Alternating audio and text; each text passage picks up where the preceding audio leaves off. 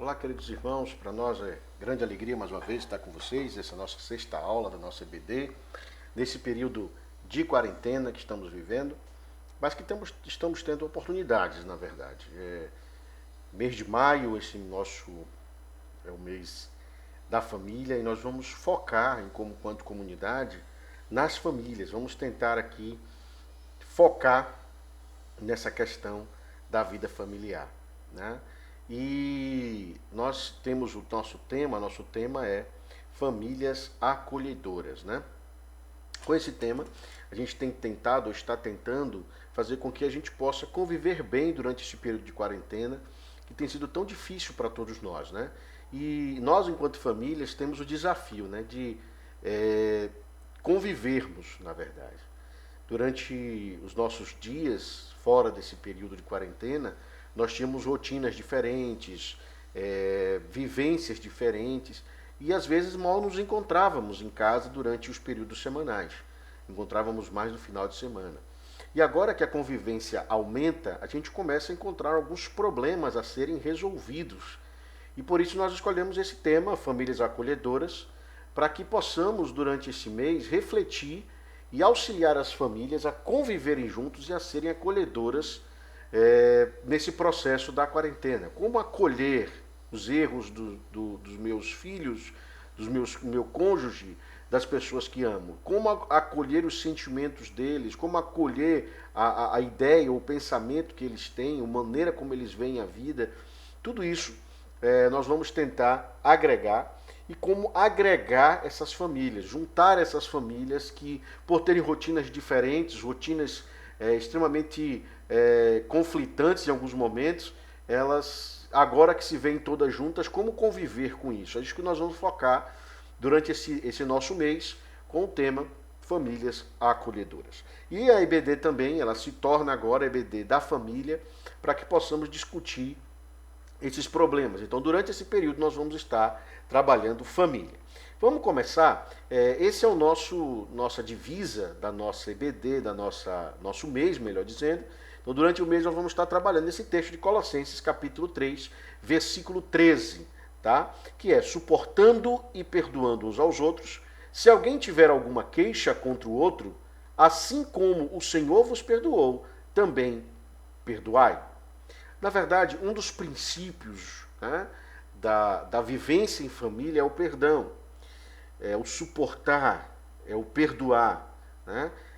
As queixas elas podem vir a acontecer, é normal que aconteçam, porque somos diferentes, mas a prática do perdão e a prática da convivência, ela deve ser presente sempre na vida daqueles que se propõem, digamos assim, conviver. E eu quero falar, durante esse período da nossa quarentena, sobre o tema Círculo da Família Abençoada. E vou estar falando sobre esse tema aqui. E esse tema ele tem a ver com toda a dimensão familiar. Eu vou estar tratando sobre todos os aspectos da família durante esse mês. Então, cada EBD a partir de agora, você vai ter um pouquinho sobre família. Vou estar falando um pouquinho sobre a vida familiar. E o primeiro tema aqui é o nosso círculo, né? Então, o círculo, a gente tem algumas palavras que eu quero trabalhar com vocês, que eu quero explicitar com vocês durante as nossas palestras, né, nossas aulas, para que você possa começar a entender o que é família, como a família ela se processa, como a vivência familiar deve acontecer para evitar, digamos assim, confrontos. Conflitos eles vão até acontecer. Conflito de ideias, conflito de geração, vão acontecer. Mas o confronto é que é desnecessário para a sua casa, para o seu lar. A queixa, ela pode vir até acontecer. E ela acontecerá. O problema é quando essa queixa ela se transforma em ódio.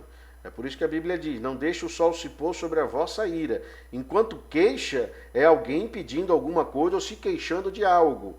E é diferente de murmuração. Murmuração é outra coisa. Mas a queixa, ela tem um papel importante na vida familiar, e é isso que a gente está falando depois quando a gente conversar sobre diálogo. Hoje eu vou estar falando com vocês sobre compromisso, que é aquilo que inicia a vida familiar, que é aquilo que dá início aos relacionamentos familiares e aquilo que mantém a família de pé. Vamos começar a falar sobre justamente a vida conjugal. Então, na primeira palestra eu vou falar um pouquinho para os pais, e depois eu vou estar falando também para os filhos. Vamos lá. O compromisso é o quê? Ele estabelece alvos a serem alcançados. O que é o compromisso? O compromisso é aquilo que mantém o casamento, a família unida, né? O amor, por ele ser um sentimento suscetível, digamos assim, a emoções, pode ser que um dia você acorde pela manhã e com a notícia de que seu esposo ou sua esposa está vivendo um momento difícil, ou seu filho está vivendo um momento difícil, você acabe gerando um sentimento de ausência de amor, de, digamos assim, de frustração, de desencantamento. Mas o que vai fazer então você suportar esses momentos difíceis que você está vivendo? Não existe outra coisa senão compromisso. Uma vez que você se dispõe e firma este compromisso em viver junto com o cônjuge que você escolheu ou decidiu conviver, alguns momentos difíceis você pode até passar, e poderá acontecer isso, mas é o compromisso que vai manter o seu relacionamento vivo, inclusive o compromisso de amar. Porque o amor não é algo que nasce de repente. O amor, ele vai amadurecendo, a gente vai ver isso mais para frente. O amor, ele é um ato de amadurecimento. Então, ou você se compromete a amar o outro e amadurece junto com ele no processo de amor, ou então você acaba promovendo aí algumas situações que são extremamente difíceis para a convivência e para a mutualidade dentro do casamento. A Bíblia diz algo que é interessante, que ela diz no próprio versículo que nós lemos, suportando-vos uns aos outros. O suportar aqui tem a ver com o compromisso.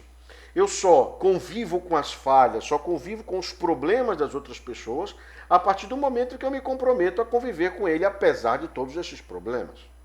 Quais são os alvos a serem alcançados no processo do compromisso, dentro do casamento, dentro da vida familiar?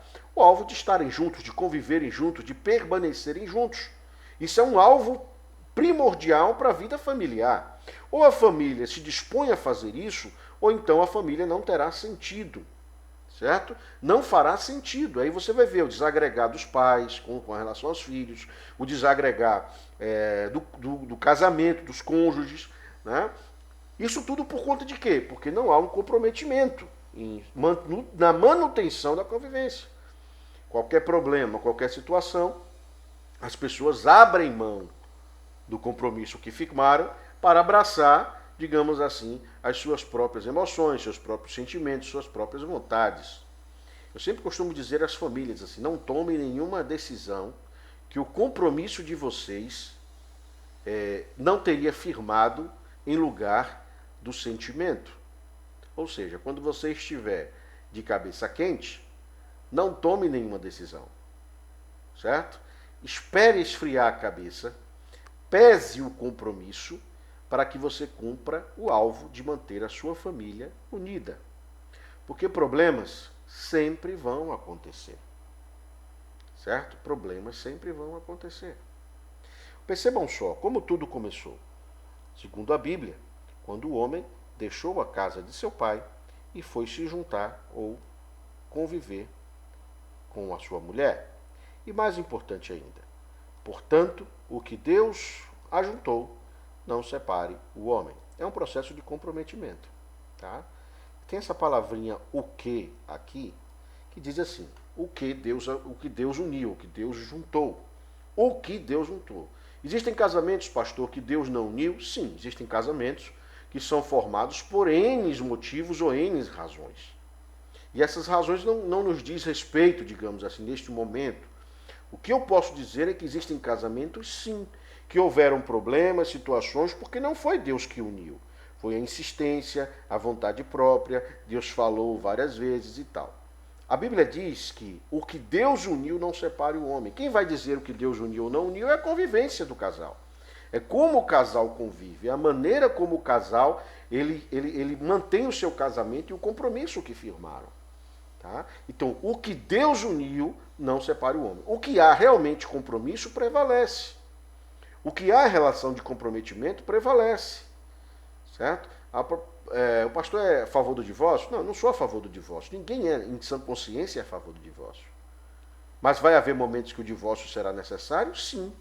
Vai haver momentos que o divórcio ele acontecerá? Sim. Vai haver momentos que o divórcio vai acontecer.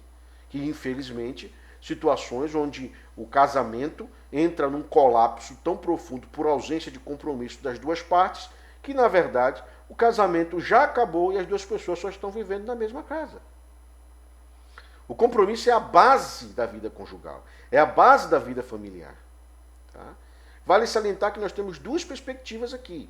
Primeiro, a perspectiva dos cônjuges, onde os cônjuges firmam o compromisso de manter o casamento vivo, e o compromisso dos filhos, quando os pais se comprometem a criar os seus filhos, a cuidar dos seus filhos, a amar os seus filhos, apesar de tudo que vem a acontecer. Porque a verdade, queridos, é que filho, para nós, deve ser sinônimo de alegria, de bênção, quando há um compromisso de cuidar deles, de amar eles, de formar eles, de investir tempo para o cuidado deles. Este comprometimento é fundamental para que a vida do seu filho seja produtiva, seja segura, né? Que ele busque a felicidade, seja bem-aventurada. O nosso problema é que nós temos o compromisso, em alguns momentos, com o casamento, mas não temos compromissos enquanto pais. Mulheres que se descomprometem com a vida dos seus filhos, pais que se descomprometem com a vida dos seus filhos, tem se tornado algo muito comum. Eu sou professor e em muitos momentos da minha carreira eu vi pais com seus filhos, pegaram os seus filhos pelo braço, dizendo, eu não sei mais o que fazer com esta criança. E padrem vocês ou não, eu já vi pais chegarem em meu gabinete pastoral, crentes das igrejas, que pastoreei, com seus filhos no braço, dizendo, pastor, dá um jeito no meu filho. Mas por que isso acontece? Na maioria das vezes, porque não houve o comprometimento necessário no momento certo dos pais para a formação dos seus filhos. Criar uma criança, criar um ser humano, exige comprometimento, dedicação, amor. Amar o seu filho, independente do que venha a acontecer, dependerá grandemente da maneira como você se compromete com ele. Qual é o alvo da sua vida? É manter a sua família unida? É manter a sua família harmônica? Ou simplesmente manter a sua honra? Porque em alguns momentos, querido, eu posso dizer isso, e será duro dizer isso, mas em muitos momentos você estará em xeque a sua honra e a sua família. O que você optará? Socorrer a sua família ou manter a sua honra intacta? Eu me lembro de um pai, diácono de uma igreja, que quando descobriu que a filha estava grávida, botou a filha para fora de casa. E quando eu questionei sobre isso, perguntei a ele se era o correto a fazer, porque ele estava perdendo a filha, ele me disse, eu prefiro perder a filha, mas manter a minha honra. Este homem não tinha comprometimento nenhum com a sua família. O compromisso dele era com ele mesmo. A grande questão nossa é que nós precisamos repensar o grau de comprometimento que temos com a nossa casa, com a nossa família, com o nosso casamento e com o nosso papel enquanto pais. Isso precisa ser pensado. Se o compromisso existe, se ele é real, ele é um compromisso presente no meu dia a dia, eu irei suportar, mesmo que eu não concorde. E aqui que está o grande quê. Mesmo que eu não concorde, eu irei suportar, porque eu me comprometi. Tá? Eu me comprometi. Pastor, a gente vai ficar suportando a vida toda? Não. Nas próximas aulas, eu vou estar mostrando para vocês algumas coisas ou alguns instrumentos que facilitam a convivência e que são necessários para que este compromisso não se torne um fardo. Porque uma terceira coisa que eu quero dizer para vocês é que o compromisso pode se transformar em fardo. E um fardo difícil de se carregar. Fardo complicado de se carregar.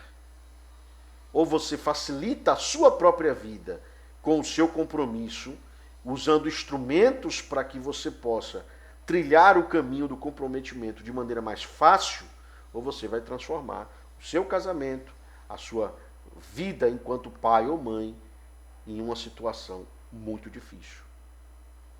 Uma última coisa que eu quero falar é o que está aqui, ó, compromisso produz segurança.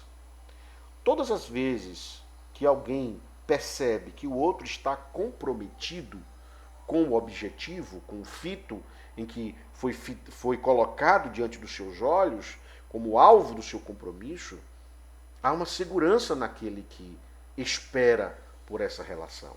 Por que há essa segurança? Porque a pessoa que se sente que o outro está comprometido, se sente segura na relação. Seja como um pai que passa o compromisso ao seu filho de cuidado, de amor, ou seja, no próprio casamento, onde a esposa ou o esposo se sentem abrigados ou seguros porque vê que o outro está comprometido com aquela ação. Quando não há esse comprometimento, a insegurança bate à porta. E aí que está a grande questão. Quando eu me comprometo com algo, e quando eu demonstro que esse compromisso ele está vívido em mim, eu passo, aí sim, a transmitir segurança para os outros. Se o meu filho sente que a minha forma de tratá-lo, de cuidar dele é comprometida, ele se sentirá seguro como meu filho. Se o meu filho percebe que tudo que eu faço, tudo que eu realizo, tem a participação do meu comprometimento com relação à vida deles, eles se sentem seguros. Se a minha esposa sente, se o meu esposo sente que a minha vida tem como compromisso, certo? Agregar a vida dele, ele se sentirá seguro. Se a família sente mutuamente que existe um compromisso vívido para que aquela família esteja sempre em paz e harmonia, meu amado, minha amada, haverá segurança na família e uma estabilidade muito grande. Por que muitas famílias hoje estão perdendo as estribeiras dentro da casa durante essa quarentena? Porque as famílias começaram a perceber que o comprometimento das partes é muito pequeno. Que esse comprometimento não é suficiente. E um dos fatores disso é porque durante os dias normais, de atividades normais, os pais saem, os filhos saem, e o único compromisso que eles têm em muitos momentos é só irem para a igreja juntos. Isso não sustenta a família. O que sustenta a família é o compromisso do suportai-vos uns aos outros, do conviverem juntos, do entenderem as dificuldades dos outros. Isso é o que faz uma família se manter viva. Eu quero convidar você a continuar conosco durante essa série. Eu quero convidar você a continuar conosco durante nossas palestras da EBD, porque você só terá a crescer. Próxima semana, a gente vai estar falando sobre esse sentimento tão importante que traz beleza aos relacionamentos, que é o amor. Um abraço a todos, que Deus os abençoe. Até o nosso próximo encontro, se Deus assim nos permitir. Deus os abençoe.